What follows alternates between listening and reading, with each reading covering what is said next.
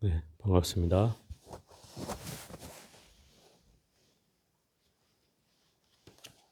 오늘 어디 할 차례죠?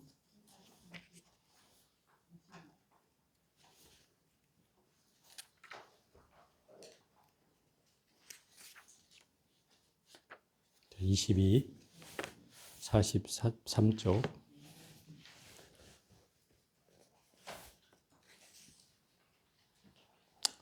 네, 저번 시간에는 참선하는 데 있어서의 어떤 마음 자세, 어떻게 해야 되는가라고 하는 부분을 말씀을 드렸어요. 예를 들어서 그 거문군을 탁 타는 악사가 출가해서 수행을 하다가 수행의 경계가 와서 집에 가고 싶은 생각을 일으켰을 때 부처님이 그 비구를 불러서 이제 묻는 대목이 이제 검은고 줄을 팽팽하게 조이면 어떠냐, 소리가 나지 않는다. 그러면 검은고 줄을 느슨하게 늘어뜨리면 어떠냐, 그것도 역시 좋은 소리가 나지 않는다.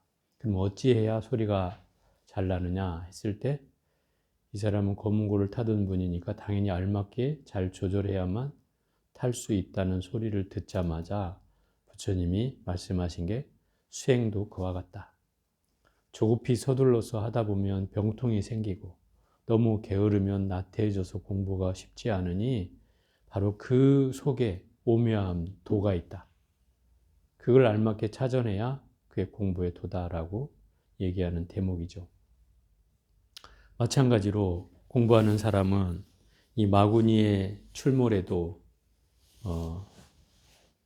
주의를 해야 되는데 도가 높아질수록 이 마구니가 성해진다는 것이 기본에 해왔던 그 모든 스님들이 하시는 말씀이고 옛 선사들이 얘기한 말이지만 우리의 가장 큰 번뇌는 사실은 끝없이 나한테 일으켜지는 84,000 번뇌다. 그 84,000 번뇌가 84,000 마구니예요. 마구니 아닌 게 없다 이 말인 거죠. 또 이 도가 높아지면 왜 마구니가 성해지냐면 마구는 도가 높아진 사람을 원하지 않아. 그래서 마구니를 찾고 마구니들은 유혹을 해서 도를 높아지게 하는 걸 경계하는 거죠. 그래서 도가 높아진 사람일수록 장애가 많아지는 거예요. 또 선정을 하다가 웬 여인이 상녀를 메고 찾아와서 자기의 엄마를 살려내라고 하는 말을 듣고 막 도끼로 뭐 경계인 줄 알고 내려쳤는데 자기 다리를 찍었더라 이 말이죠. 또 한 사람은 막 그 돼지가 나타나서 막 설치자 돼지 코를 비튼다고 비틀었는데 자기 코를 비틀고 있는, 이게 선종 중에 잘못 경계에 휘둘리면 이런 경계가 나타난다 이런 얘기죠. 또 망상이 그 일어나면 틀림없이 그 괴로움이 찾아오는 것이니 우리가 벽에 틈이 생기면 바람이 들어오고 마음에 틈이 생기면 번뇌가 찾아오는 것처럼 그 틈이 생기지 않게 해야 된다. 그래서 마음이 일어나고 일어나지 않는 건 다 마군이다 이 말이에요. 일어나는 것도 마군이고 일어나지 않는 것도 마군이다. 우리는 뭔가 일으켜야 된다고 생각하는 게 있잖아요. 그 일으켜야 된다고 생각하는 그 마음이 결국 이 공부를 또 방해하기도 한다 이 말이에요. 그래서 불도를 수행하는 사람은 이거에 저거에 흔들리지 않고 바로 무심해져야 된다 이 말인 거예요. 무심해져야 어떤 마음도 없어야 된다 이 말이죠. 그래야 그게 도를 행하는 사람이고 불도에 드는 사람이다 이런 거예요. 그래서 이게 이제 저번 시간까지 한 내용의 정리라고 하면, 자 22장에 한번 읽어가면서 보겠습니다. 대저 참선인들이여, 네 가지 은혜가 깊고 두텁다는 것을 알고 있는가? 이거 이제 점검을 하라는 뜻이에요. 16가지를 점검해라. 참선하는 사람은 16가지를 점검해야 된다. 그 첫 번째가 네 가지 은혜가 깊고 두텁다는 것을 알고 있는가? 이 사은이라고 해요. 우리가 축원할 때도 사은삼유라고 하는데, 사은은 네 가지 은혜란 뜻이에요. 누구한테 지는 은혜냐? 첫째, 부모의 은혜. 그죠? 두 번째, 내 이 나라에 태어난 은혜. 이 강산에, 이 국토에 대한 은혜죠. 세 번째, 스승에 대한 은혜. 네? 나를 가르쳐준 스승에 대한 은혜. 네 번째가 시주의 은혜예요. 시주. 시주는 누구예요? 어? 누구? 여러분이요? 어쨌든 이제 이 시주라는 건 그런 뜻이에요. 스님들 입장에서 봤을 때 여러분들이 뭔가 시주를 해주면 그 공덕으로 살잖아요. 스님들이, 수행자가. 그러니까 그 시주의 은혜를 저버려서는 안 된다. 이 말인 거예요. 그래서 이 네 가지 은혜를 우리가 알아야 된다. 그래서 우리가 항상 절을 할 때도 마찬가지지만 이 사은에 대한 은혜를 우리가 생각하면서 절을 올리기도 한다. 이 말이에요. 또 두 번째는 사대로 된 더러운 이 몸이 생각이 썩어가는 것을 알고 있는가? 이 사대에 대해서는 우리가 얘기를 많이 했죠. 지수화풍 사대로 된 이 몸뚱아리를 흐트러 버리면 다 없어진다 이 말 아니에요? 근데 그것뿐만 아니라 현재에도 이 몸뚱아리가 시간이 지날수록 썩어간다 이 말이에요. 그거를 인지하라는 거예요. 그거를 알아야 내 몸에 대한 집착이나 허망함이 일어나지 않겠죠. 세 번째, 사람의 목숨이 호흡 한 번 사이에 있음을 알고 있는가? 부처님이 그 얘기하죠. 42장경에 나오는 얘기인데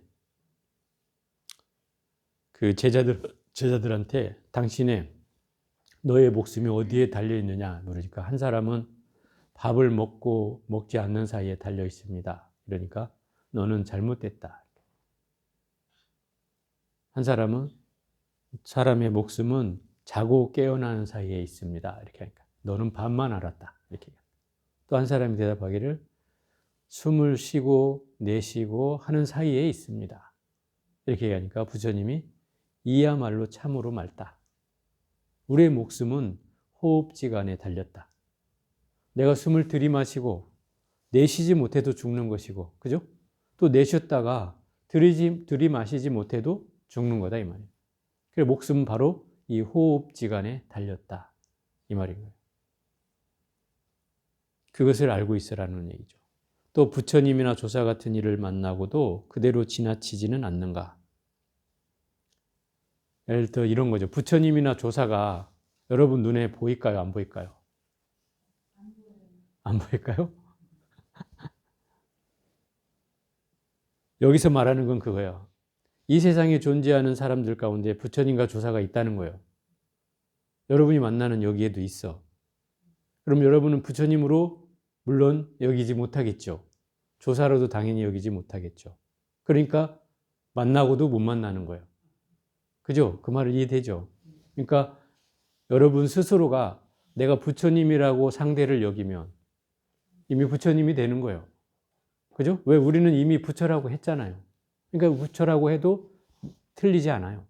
근데 우리는 이 경계가 뭐야? 아, 저 사람은 뭐 무슨 보살님 이름은 다 있으니 그 보살님이라고 부를 뿐 부처님이라고 여기진 않는다 이 말이에요. 그죠? 이 경계가 우리는 걸려 있다 이 말. 그러니 부처님인지 조사인지도 모른 채 만나고도 만난지를 모른다 이 말인 거죠. 그래서 그 경계를 알아차려야 된다 이 말인 거죠. 위없는 법문을 들으면서 기쁘고 다행스럽다는 생각을 하고 있는가? 법문을 듣는 것을 기쁘고 다행스럽게 생각해야 된다. 왜? 이런 법문을 만나지 못했다면 내가 세상에 어찌 돌아가는지 또는 우리의 그 가르침의 이치를 깨닫지 못해서 내가 어두운 채로 살고 있을 걸 생각해 본다면 이 가르침을 듣는다는 건 굉장히 중요한 일이죠. 그죠? 그걸 다행스럽게 생각하고 있는가? 또 공부하는 곳에 머물면서 도 닦는 이의 절개를 지키고 있는가? 공부하는 사람이라면 도 닦는 이의 절개라는 게 뭐겠어요? 예? 뭐요? 계율. 아, 계율도 물론 맞는 얘기겠지만 공부하는 이는 첫째 게으르지 말아야 되잖아요. 오로지 뭔가 수행을 위해서 열심히 살아야 되잖아요. 그게 절개를 지키는 거죠. 수행의 본분사를 다하는 거. 그죠? 물론 그 주변의 것들은 다 갖춰져야 하는 것들이죠. 계율은 그냥 기본적으로 내 수행을 하다 보면 갖춰져야 되는 거예요. 내가 살생할 수도 없고, 공부하는 사람이 살생할 수 없죠. 도둑질 할 수도 없고, 사음할 수도 없고, 거짓말 할 수도 없고, 그렇다고 술을 마실 수도 없는 거 아니에요? 그런 경계는 이미 다 갖춰진 거죠. 공부를 하다 보면 다 갖춰지게 돼 있어요. 그런데 나머지 내가 공부의 분본설을 다해서 전력투구를 해가지고 그 마음을 깨뚫기 위해서 노력하는 거죠. 이 전력투구라는 말이 투수들이 공을 타자에게 던질 때를 우리 전력투구한다 그래. 그죠? 온 전신의 힘을 다해서 던진다. 전력투구라는 말이거든요. 근데 이게 불교 용어예요. 전력투구라는 말이. 불교 용어. 뭐에 대해 전력투구라고? 내 마음과 몸을 다해서 깨달음을 향해서 전력을 다하라는 거예요. 공을 던지듯이 전력을 다하라는 거예요. 그게 전력투구예요. 곁에 있는 사람들과 잡담이나 하면서 지내지는 않는가? 공부하는 이는 옆에 있는 사람과 잡담을 해서는 안 된다 이 말이죠. 오로지 공부에 몰입해야 된다. 또 사람을 멀리하거나 부추기거나 옳고 그름을 따지고 있지는 않은가? 이게 사람에게 걸려서 사람에게 뭐 좋아질 때는 막 가까이 있다가 싫어지면 또 멀리 있다. 또 옳고 그름을 따지고 시비하고 하는 이런 경계에 걸리지 않느냐 이 말이에요. 공부하는 일은 그런 경계를 떠나야 된다. 시비, 증해를 떠나야 해요. 또 어느 때나 화두가 또렷이 들리는가? 이 화두를 공부한다는 것은 앉아서만 화두를 드는 것이 아니라 우리가 행주자와 어목동정이라고 그러잖아요. 다니거나 머물거나 앉거나 눕거나 또는 말하거나 말하지 않거나 움직이거나 움직이지 않거나 간에 이 화두가 들려야 된다. 그러니 어느 때나 들리는가? 이거이고 또 이야기를 할 때에도 화두가 끊임없이 이어지고 있는가? 이게 말하거나 말하지 않거나 간에 화두가 들려야 된다 이 말이에요. 여러분 좀 신기하죠? 말하면서도 화두가 어떻게 들지? 들을 수 있을까요? 네? 들을 수 없을 것 같아요? 있을 것 같아? 뭐 해보진 않았어요. 그죠? 사실은 말을 하는 중에는 어떻게 가능하냐면 내가 이 화두가 떠나지 않는 상태를 만드는 거예요. 늘 화두가 내 몸 안에서 같이 나하고 함께 굴러가요. 그런 동안에도 누가 찾아오면 같이 말하면서도 계속 굴러가는 거예요. 그 화두가. 물론 말에 뭐 예를 들어서 막 감정이 취해지거나 뭐 화가 나거나 이러진다면 또 놓치겠지만 그러지 않고 평상적인 말을 편안히 해나가면 그 화두가 계속 들려있게 된다 이 말이에요. 이게 이제 말하면서도 화두를 드는 거예요. 당연히 침묵하면서 화두를 드는 건 너무 쉬운 일이지만 우리가 이렇게 말을 하면서도 정에 들 수가 있다 이 말인 거예요. 이게 행주자와 어목동정이에요. 심지어 다니면서도 할 수 있어요. 길을 걸으면서도 내가 화두를 들면서 다닐 수가 있다 이 말이에요. 여러분들이 뭐 밖에 뭐 지하철을 타거나 버스를 탈 때에도 이렇게 화두를 들고서 있을 수 있다. 그런 경계예요. 이게 이제 행주자와 어목동정이라고 하는 거예요. 보고 듣고 깨닫고 알 때에도 화두가 한 덩어리를 이루고 있는가? 이 말이 이런 거죠. 내가 무엇을 하거나 간에 무엇을 듣거나 간에 어떤 경계에 있을 때라도 이 화두가 계속 들려져 있다. 그래서 이게 24시간 들려져서 24시간 들려지면 그것까지 되는 거예요. 동정이력. 그러면 움직이거나 움직이지 않거나 간에 화두에 삼매가 들어가는 것이고 또 몽중이력. 꿈속에서조차 화두에 들려 있는 거예요. 심지어 내가 화두를 들면서 잠에 들면 어느 순간 내가 잠을 자다가 슬프시 깨어났을 때 화두가 들려져 있어요. 이게 이제 몽중이래요. 그 다음에 오매이려. 오매이려는 깨어있거나 잠을 자거나 간에 화두에 들어있는 걸 오매이려라고 하는 거예요. 그런 경계. 여기까지도 물론 여기까지 한다고 해서 깨달음을 얻는 건 아니에요. 이걸 이제 통해서 넘어가야 그 다음에 이제 깨달음이 있다 이 말이에요. 또 제 공부를 돌아보니 부처와 조사를 잡을 만하게 되었는가. 그러니까 내가 공부한 것을 돌이켜서 보니까 부처와 조사가 달성한 만큼 내가 공부가 됐는지를 점검해 보라는 거예요. 내가 부처와 조사만큼 공부가 되었나 이렇게 점검해 보라는 거예요. 그런 경계면은 반드시 내 공부가 어느 정도 됐다고 얘기할 수 있다. 자, 13번째, 금생의 결정코 부처님의 해명을 이을 수 있겠는가? 부처님의 해명이 뭘까요? 네? 부처님이 깨달음을 얻었잖아요. 그러면 그 부처님이 해왔던 그 깨달음을 내가 이어갈 수 있는가? 이 말인 거예요. 그럼 내가 깨달을 수 있느냐? 이런 말이 되겠죠. 부처님의 해명이란 그런 거예요. 또 앉고 눕고 편할 때에 지옥의 괴로움을 생각하는가? 아, 이 말은 참 쉽지 않네. 여러분이 나 서 있으니까 너무 힘들어. 그리고 앉아 있으니까 아, 이제 눕고 싶어. 그래서 누웠어. 또 잠이 와. 또 자야지. 그죠? 그럼 너무 편안하다고 생각하니까 그러는 거죠. 안 편하면 이럴까요? 편해서 그런 거잖아요. 근데 이런 때에 내가 지옥의 괴로움을 떠올릴 수 있느냐 이 말이에요. 있어요? 쉽지는 않죠. 그런데 안주하지 말라는 거죠. 그 지옥의 괴로움을 떠올리라는 것은 내가 편하고 눕고 싶고 자고 싶고 편하고 싶은 그 경계를, 이것도 말하자면 선경계라고 할 수 있는 거죠. 선경계라고 할 수 있어. 그러면 그런 경계도 경계다 이 말이에요. 그것을 우리가 너무 쉬이 여기면 결국 어려운 때를 만났을 때 그 어려움을 극복할 수가 없다는 얘기이기도 해요. 이 생에 받은 이 몸으로 결정코 윤회를 벗어날 수 있겠는가? 여러분은 어떻게 생각합니까? 윤회를 벗어날 수 있습니까? 없습니까? 없습니까? 단도직입적으로 없어? 일초의 생각도 없이 그냥 없다 그러네. 딱 잘라서.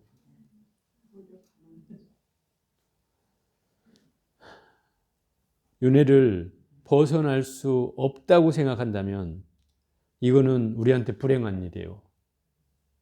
윤회는 벗어나줘야 되는 것이고 벗어날 수 있어야만 하는 것이에요. 그게 우리가 해야 될 일이잖아요. 그죠? 우리가 가야 될 길이고요. 그러니 벗어날 수 있겠는가라는 물음에는 벗어날 수 있어야 되는 거죠. 그죠? 또 마지막 8가지 바람이 불어올 때 마음이 움직이지 않는가. 이 8가지 바람이라는 것을 이제 전문적인 말로는 팔풍이라고 하는데, 이 팔풍이 뭐냐면 사람이 경계에서 마음이 흔들릴 수 있는 여러 가지 경계를 8가지로 나눠 놓은 거예요. 바람이 불면 흔들리듯이 내 마음도 그 경계가 되면 흔들린다는 거예요. 첫 번째, 이로운 거에, 내가 이로운 거에 흔들린다 이 말이에요. 응? 이로운 거. 이로운 거 있으면 당연히 손해볼 게 있겠죠. 손해에도 흔들린다 이 말이에요. 누가 너 손해보고 이거 좀 해 그러면 아, 내가 손해볼 일을 왜 해? 나 손해보는 장사 안 해.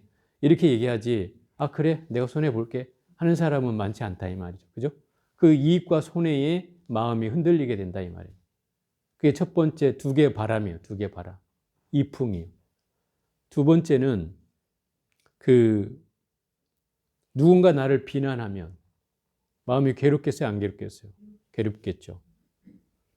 그 비난을 받을 때 괴로움과 그 다음에 또 명예를 얻을 때 괴로움이 있다는 거죠. 그 바람이 있다는 거죠. 명예는 내가 나를 드럼피는 방법이잖아요. 남들이 나를 우러러보게 할 수 있는 방법인데 여기에 2가지 경계, 회애라고 표현해요. 얘는 명예하는 예자고 회는 이제 헐뜯을 회자죠. 그래서 비난하고 공격하는 거. 비난하거나 거기에 내가 마음이 치우치고 또 누군가 명예를 높여줄게 이러면 또 거기에 혹하면 내 마음은 쉽게 흔들리게 되겠죠. 그래서 여기 2가지 바람에도 흔들리지 않아야 하고, 세 번째는 나를 칭찬하는 말에도 흔들리지 말아야 된다. 근데 우리는 막 칭찬만 하면 입이 찢어지고 나를 또 뭐라고 하면 또 이 내천자가 그려지고 이렇게 되죠. 우리 심리가. 칭찬하거나 또는 뭐요? 비난하는 것, 비웃는 것. 이게 비웃을 기자예요. 그리고 회기라고 해서 나를 칭찬하거나 비웃거나 간에 내 마음이 흔들리지 않는 것. 그죠? 우리가 사실은 제일 선경계는 칭찬하는 데 약하잖아요. 누군가 칭찬하면 그걸 그냥 아무렇지도 않게 여기기가 쉽지 않다 이 말이에요. 마음이 또 내가 칭찬을 받을 만했구나라고 생각을 하거나 또 내가 나를 막 자랑하거나 이렇게 되겠죠. 칭찬을 받고 싶어서. 이런 경계가 일어나는 것도 또한 이 팔풍에 해당한다 이 말이에요. 그러니까 성경계든 악경계든 마음의 수행을 하는 데 있어서는 다 똑같은 경계일 뿐이에요. 비난을 하거나 나를 칭찬을 하거나 똑같은 경계란 말이에요. 근데 우리는 그걸 구분하잖아요. 칭찬하면 좋고 칭찬 안 하면 비난하면 나쁘고 이게 좋고 나쁨으로 아예 구분해 버리잖아요. 이런 게 경계다 이 말이에요. 마지막 네 번째가 고락에게 관한 거예요. 괴로움이 닥치거나 즐거움이 닥치거나 그 경계에 흔들리는 마음이 바로 이 팔풍의 네 번째다. 그럼 이 팔풍이라는 것은 우리가 공부하는 사람은 누구나 여기에 흔들릴 수밖에 없다는 거예요. 바람이 불듯이 내 마음 안에 바람이 불어서 끊임없이 내 마음을 흔들어 놓는다 이 말인 거죠. 그러면 이 공부를 더 깊게 할 수가 없어지겠죠. 이 팔풍이 흔들리지 않는 건 바로 그런 뜻이에요. 그래서 이 16가지가 참선하는 이들이 공부를 하면서 때때로 점검을 해야 될 도리이다. 이 16가지로 이제 이걸 들어서 설명하고 있는 거예요. 45쪽에 옛 어른이 이르셨다. 이 몸을 금생에 건지지 못할진된 어느 생을 기다려 이 몸을 건지리요. 이게 이제 뭡니까? 스님들이 연불할 때 제일 많이 나오는 구절 중에 하나예요. 이게 차신불양 금생도 갱대하생도 차신 돌아가신 분을 위해서 할 때도 이 연불이 나와요. 장엄연불 할 때도. 이게 결국 이 몸을 금생에 건지지 못할진데 어느 생을 또 기다리겠느냐 이 말이에요. 근데 대부분 여러분 아까도 얘기했지만 윤회한다 그러는데 윤회할 거예요. 이렇게 얘기하듯이 나는 이 생에 윤회를 끊고 싶은 마음이 많지 않죠. 그죠? 많이 있어요? 있기는 있어요? 네? 그런데 안 돼요? 있기는 있는데 안 돼. 할 수 있어요. 왜 자꾸 비관적으로 생각을 하는 거예요? 윤회를 끊어낼 수 있는 방법은 내 업력을 끊어내면 되는 거예요. 업의 사슬을 끊으면 된다 이 말이에요.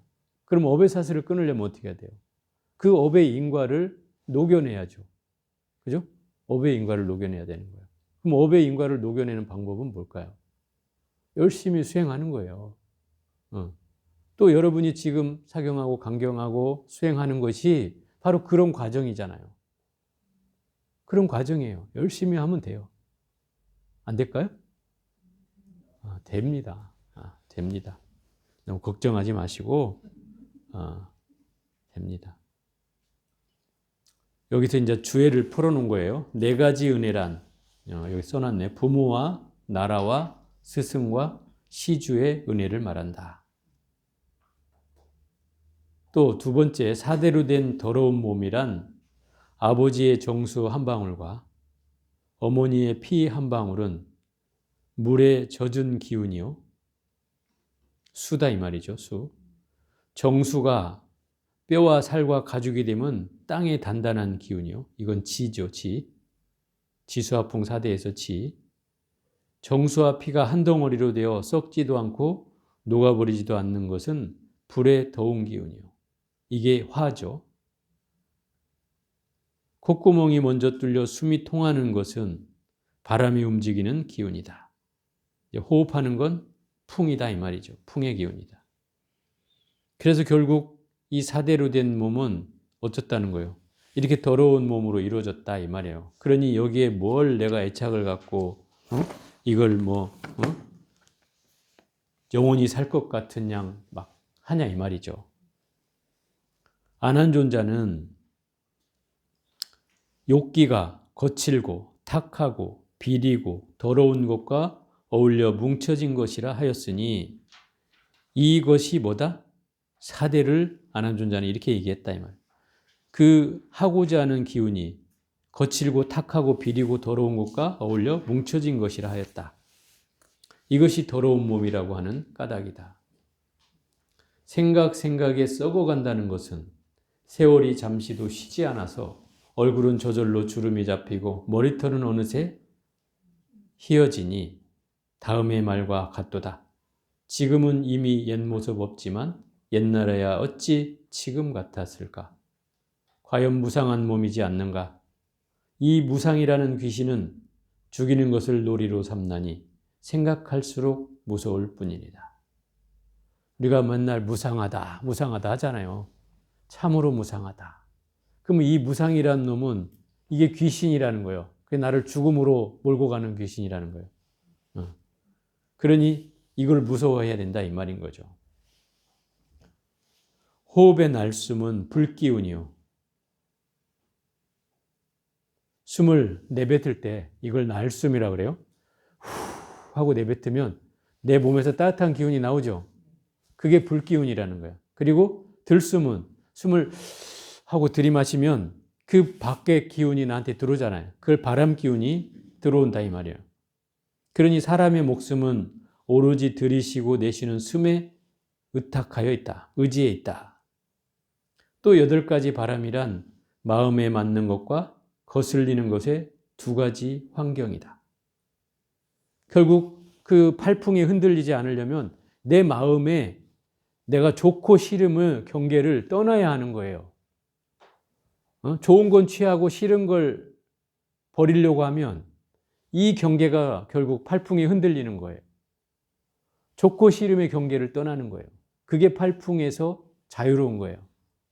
그게 마음에 맞는 거슬리는 2가지 환경 속에서 자유로워지는 방법이고, 지옥의 괴로움이란 인간의 육식겁이, 육식겁이면은 또 겁을 얘기하면 이게 또 길어지는데, 자, 1겁을 한번 얘기해 볼게요. 1겁은 2가지로 얘기를 해요. 2가지로. 사방에 16km, 40리.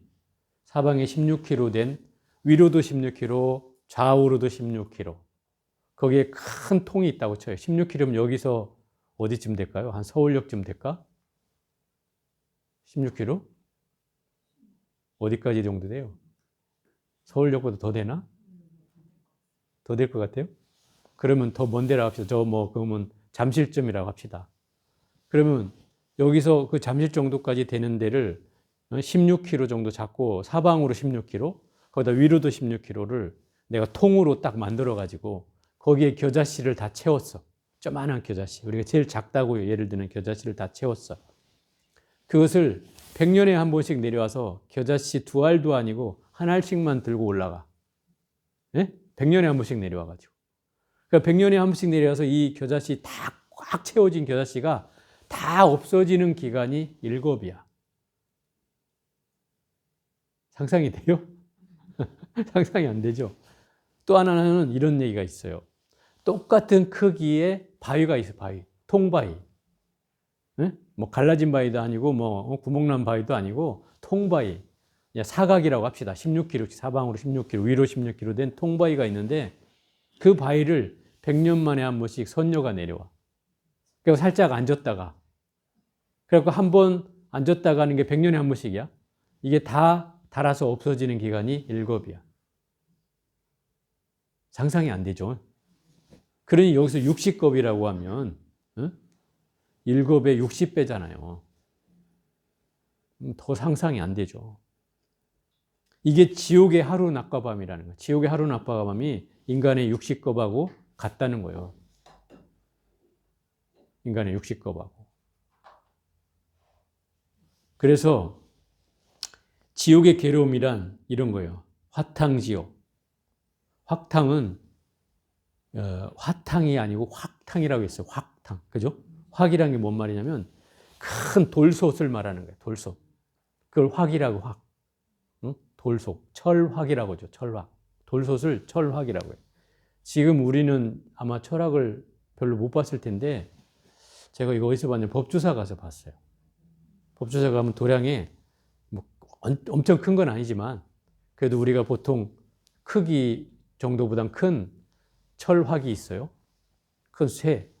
거기서 이제 대중들을 위해서 거기서 끓이기도 하고 이렇게 이제 하기도 하는데 이 철학이 팔팔 끓는 문에 집어넣는 지옥을 말하는 거예요. 불을 막 떼가지고 팔팔 끓는 물에다 집어넣어 거기다가. 그럼 어떻게 될까? 허옇게 벗겨지고 나면 또 다시 깨어나. 그럼 다시 또 들어가. 이게 철학지옥이야. 한번 가보고 싶을래요? 노탄지옥도 비슷해요. 노탄은 이제 막 탄을 밑에서 떼가지고, 떼서 뜨거워진 데다가 이제 쳐넣는 거예요. 이런 데 가는 사람은 어떤 과부를 지어야 할까요? 그렇죠. 살생인데 중생이나 사람을 태워 죽인 과보예요. 그럼 자기도 똑같이 그 철학 속에서 또는 노탄지옥에 들어가서 그 태워서 자기도 죽거나 아니면 물에 막 익혀 죽거나 불에 태워서 죽거나 하는 그런 경계예요. 그리고 검수지옥.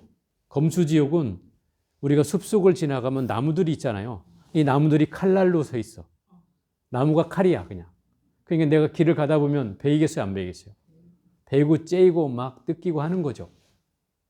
이런 경계예요.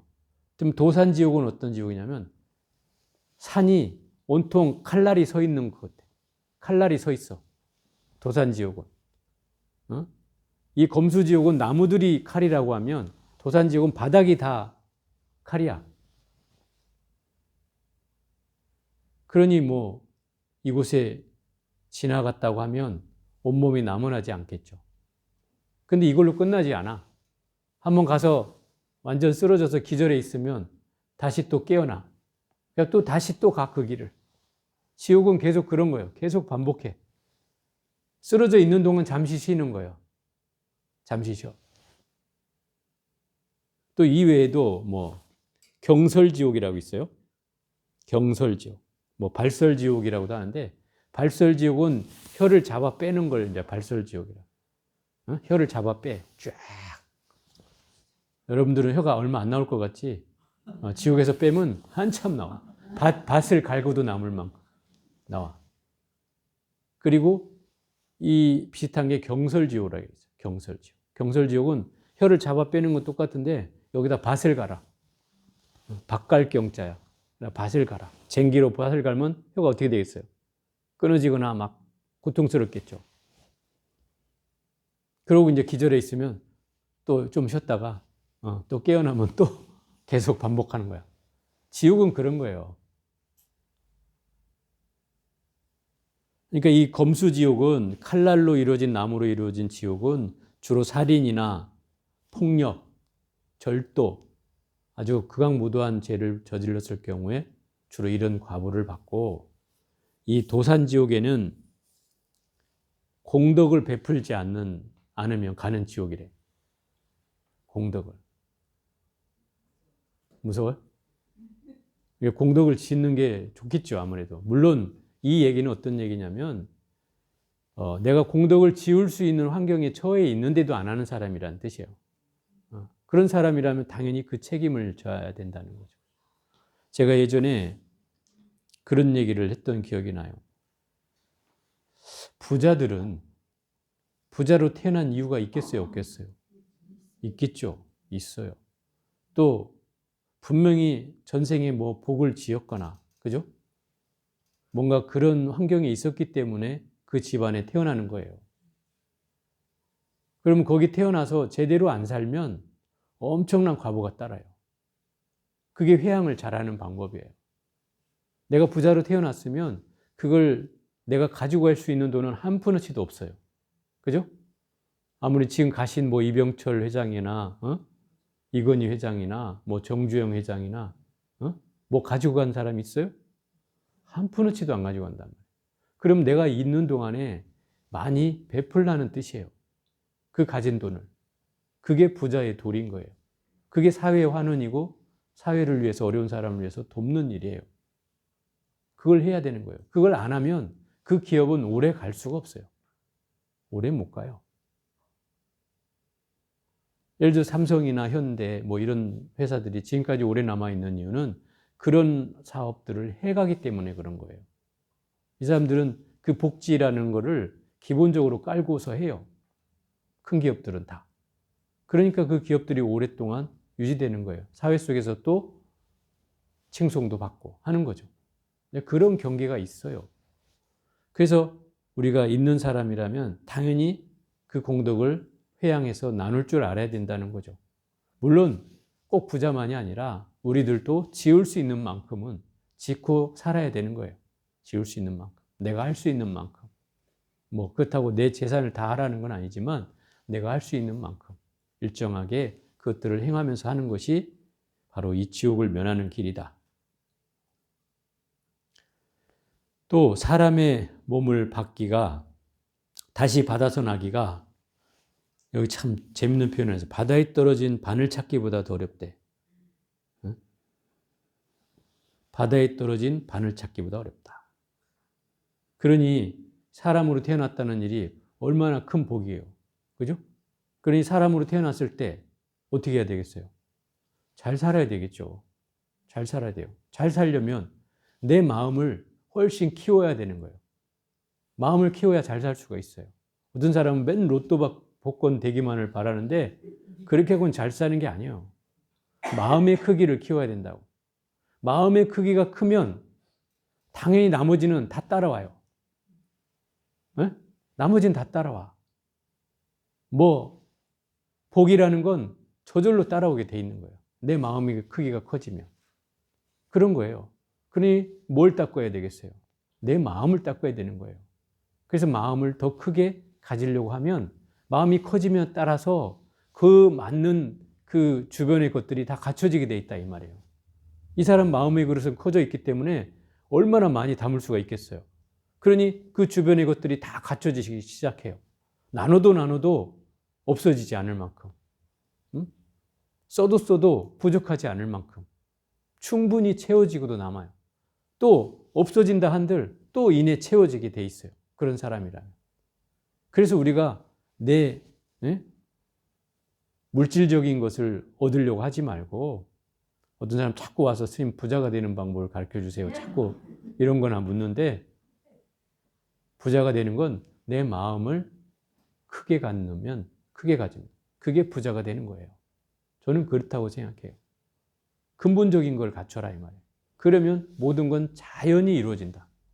자연히 이루어진다. 그래서 이 사람 몸 받았을 때 뭘 해야 되겠어요? 마음을 닦아야 된다 이 말인 거예요. 이때 아니면 언제 닦겠냐 이 말이에요. 여러분이 다음 생에 또 사람으로 태어난다는 보장이 있냐 이 말이에요. 없죠? 없어요. 그러니 이 사람으로 태어났을 때 내가 안 닦으면 여러분 봐요. 아무리 개가 훌륭해도 개는 지 몸을 닦을 수가 없어요. 그죠? 고양이가 지 몸을 닦을 수 있어요? 못 닦아요. 아무리 사람인 척 해도 자기를 닦을 수가 없다고요. 마음을 볼 수 있어요? 못 보잖아요. 이 사람만이 할 수 있는 일이에요, 이게. 그래서 사람으로 태어났을 때가 가장 여러분한테는 좋은 기회인 거죠. 최고 좋은 기회예요. 이런 기회를 놓치면 어떻게 돼요? 내가 어디에 태어날지 알 수 없잖아요. 여러분이 또 지옥에 갈지, 또 저 고양이로 태어날지, 아니면 내 손녀딸 집에 개로 태어날지 알 수가 없는 일이다 이 말이에요. 알 수가 없는 일이에요.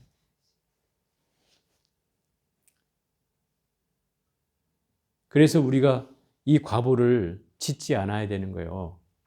그 인과에 얽매이면 우리 윤회를 하게 되는 거잖아요, 결국.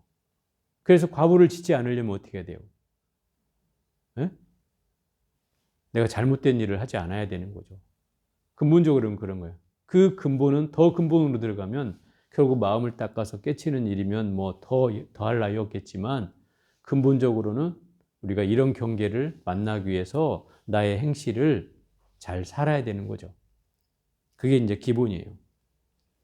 이상의 본문들은 물에 차고 더움을 마시는 사람 스스로만이 알 뿐인 것과 같다.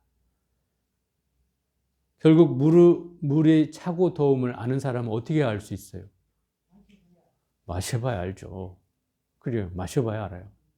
마셔보지 않고는 알 수가 없는 일이잖아요. 바로 수행이라는 그런 거예요. 해봐야 아는 일이지. 해보지 않고 그냥 나는 어려워서 못하겠어. 짐짓 먼저 어려움을 느끼는 현해상을 내거나 나는 게을러서 못해. 내가 뭐 이런 거 뭐 할 수야 있겠어. 하고 이 퇴굴심을 내거나 이런 마음이 결국 안 된다는 거죠. 차고 더운지는 마셔봐야 알듯이 이 수행은 해봐야 아는 일이에요. 그게 정말 깊은지 옅은지는 해봐야 아는 일이다 이 말이에요. 또 총명으로는 아무리 총명하다고 해도 업을 막을 수가 있겠어요? 업은 막을 수가 있는 게 아니에요. 똑똑함으로 업을 막을 수 있다면 세상에 똑똑한 사람들이 얼마나 많은데 이미 업이 다 없겠죠. 그런데 그 총명함으로도 업을 피할 수는 없어요. 또 메마른 지혜로도 괴로운 윤회를 면치 못한다. 지혜는 지혜인데 이게 메마른 지혜라는 건 결국 어떤 뜻이냐면 뭔가가 뭐라 그래요? 뭐라고 적어놨는데? 그러니까 쓸모없는 지혜를 말하는 거예요. 쓸모없는 지혜. 그게 건해라는 거예요. 이 지혜는 아르마리를 일으키는 나 이만큼 내가 알아 하는 이런 아르마리를 일으키는 지혜를 메마른 지혜라고 하는 거예요. 그런 지혜로 윤회를 넘을 수 있어요? 택도 없죠. 그래서 그런 지혜로는 윤회를 넘을 수도 없다. 그러니 각자가 잘 살피고 생각하여 스스로를 속지 말아야 된다. 스스로에게 속지 말아야 된다. 스스로에 속지 말라는 무슨 말이에요? 네? 내 스스로를 속이지 말라는 말이기도 해요. 내가 공부를 했는지 안 했는지 알아요, 몰라요? 알죠. 또 그 공부가 잘 됐는지 못 됐는지 알아요, 몰라요? 알죠. 그걸 속이지 말라는 거예요. 그걸 속이면 결국 자꾸 여기에 뭐요? 씌워져요. 그래서 자기 스스로가 스스로를 기만해. 자기 스스로를 과장한다 이 소리예요. 그렇게 되면 이 공부는 삼천리 바깥으로 멀어지는 거예요. 그래서 자기 스스로 양심적으로 수행을 해야 된다는 뜻이에요. 양심적으로. 그래서 제가 여러분들한테 뭐 사경, 숙제, 검사 이런 거 안 하잖아. 글자를 쓰든 말든 빼먹고 쓰든 말든 제가 검사 안 한단 말이에요. 여러분이 뭐 지렁이 기어가는 시 써도 제가 뭐라고 안 하잖아요. 왜 그래요? 여러분들한테 스스로에게 맡기니까 그런 거죠. 스스로에게.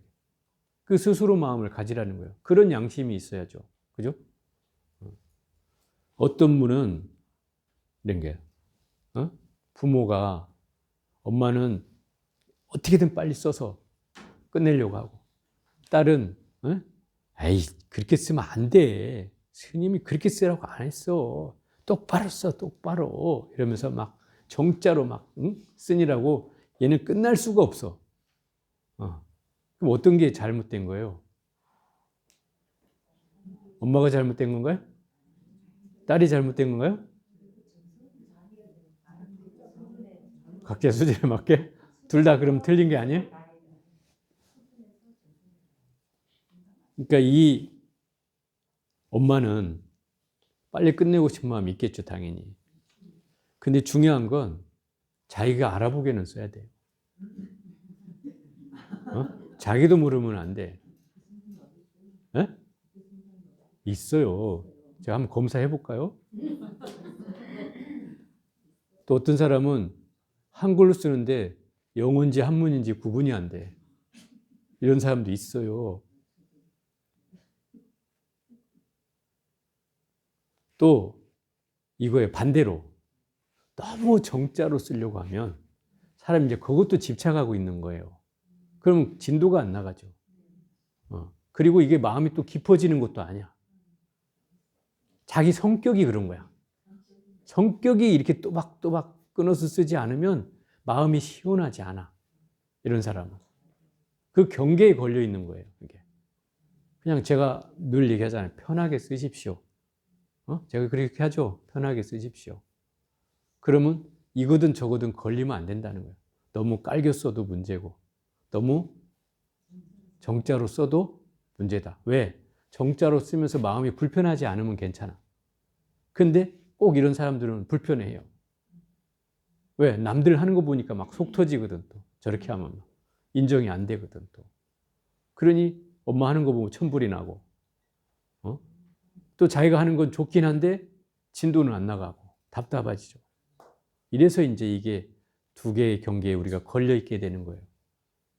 그러니까 이 경계에 걸리지 않으려면 일단 내 스타일대로 하되 거기에서 마음까지 곁들여져서 마음과 몸을 실어서 사경하고 강경하고 참선하고를 해야 된다는 거예요. 그래야지 마음과 몸이 뭔가 불편해지지 않는 것이지, 그렇게 한다면 이제 어려워진다 이 말이에요. 자, 23쪽 48쪽입니다. 말을 배우는 무리들은 말을 할 때 깨친 듯 하다가도 경계에 부닥치면 캄캄해지니 말과 행이 서로 다르다함이 이것이다. 그러니까 말을 배운다라고 하는 것은 공부를 말로만 한다고 뭐 되겠어요? 그죠? 말로 깨친 사람이야 좀 많아요. 세상에 요새 막 유튜브 봐도 막 자기 깨쳤다는 사람 많더라고. 또 뭐 학자들이나 이런 사람들은 저보다 경전을 더 많이 알고, 그죠? 부처님 말씀 더 깊게 알고, 뭐 이런 사람이 있다 한들 그 사람이 뭐 다 얘기하면 다 깨친 것 같지만 실상 자기 자성을 본 사람이 있을까요?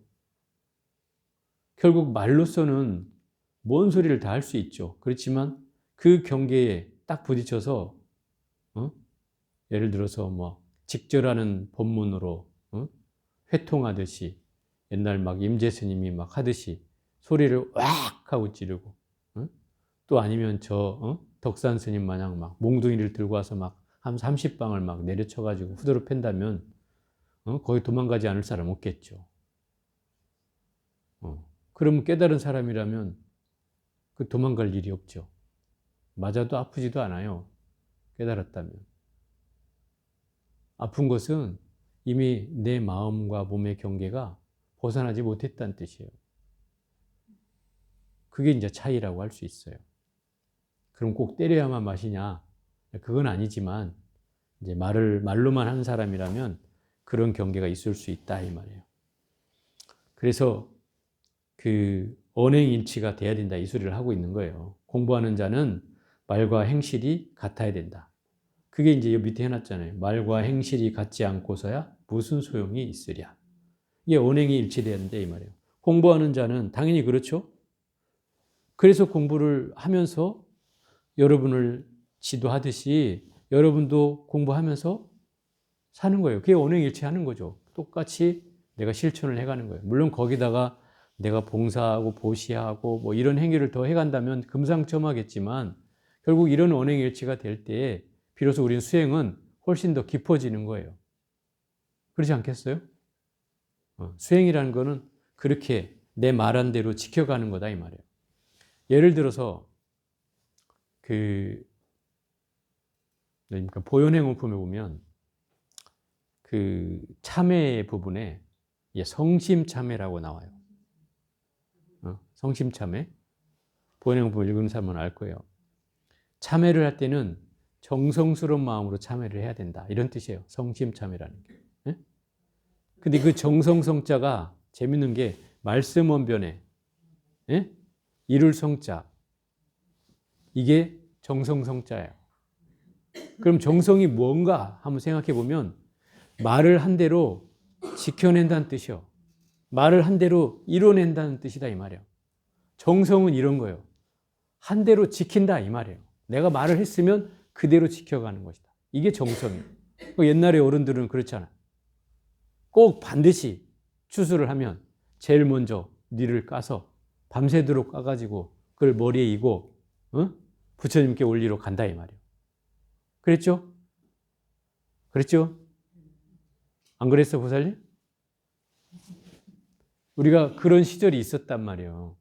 그러니까 그 뉘를 까는 그 마음이 이미 이 사람은 정성으로 굳이 부처님께 가지 않아도 이미 공덕이 이루어졌다 이 말이에요. 가지 않아도 이루어져. 이 마음으로만. 이 사람이 뭐 부처님이 뭔 줄 알았겠어요? 부처님의 깨달음이 뭔지 알았겠어요? 어떻게 해야 도를 이루는지 알았겠어요? 그저 오로지 이 마음 하나, 자식을 위하는 마음 하나, 또 집안을 위하는 마음 하나로 그냥 갔다가 그렇게 정성을 다해서 올린 거예요. 그게 모든 공덕을 대신한다 이 말이에요. 모든 공덕을. 근데 지금은 너무 쉽잖아. 자가용으로 씩 하면 여기까지 싹 올라와가지고 뭐 가서 뭐 불전함에다가 봉투 하나 넣으면 그냥 다 한 것처럼 생각하잖아요. 그게 이제 옛날하고 지금하고는 달라진 거죠. 그러니 정성이 지금은 정성스럽지 못하다. 이렇게 얘기할 수는 있겠죠. 물론 그렇다고 뭐 아닌 건, 그게 공덕이 아닌 건 아니지만 예전만은 못해서 그렇다 이 말이에요. 거기에 마음을 우리가 더해야 된다는 거죠. 그리고 또 말한 바를 지켜내야 된다는 거예요. 그건 뭐냐? 여러분들이 내가 이 공부를 하겠다 마음을 먹으면 무슨 일이 있어도 해내야 되는 거예요. 그게 정성이요. 그게 정성. 내가 오늘 강경을 해야 돼. 그러면 무슨 일이 있어도 하는 거고, 내가 오늘 사경을 해야 돼 하면 무슨 일이 있어도 하는 거예요. 그렇게 해가는 것이 정성이다 이 말이에요. 그래야 진정한 참회도 되고 그래야 그게 진정한 공덕이 되는 거예요. 그런 마음이야. 그래서 여러분한테 일과로 매일 하라고 하는 이유가 거기에 있는 거예요. 매일. 그 마음을 지켜라 이 말인 거예요. 내가 생각하고 일으킨 마음을 그대로 행하고 실천하라는 거죠. 그게 언행일치 아니에요? 그거를 하라는 거예요. 오늘 여기까지만 해볼까? 자, 오늘 여기까지만 해보겠습니다. 자, 좀 쉬었다가요.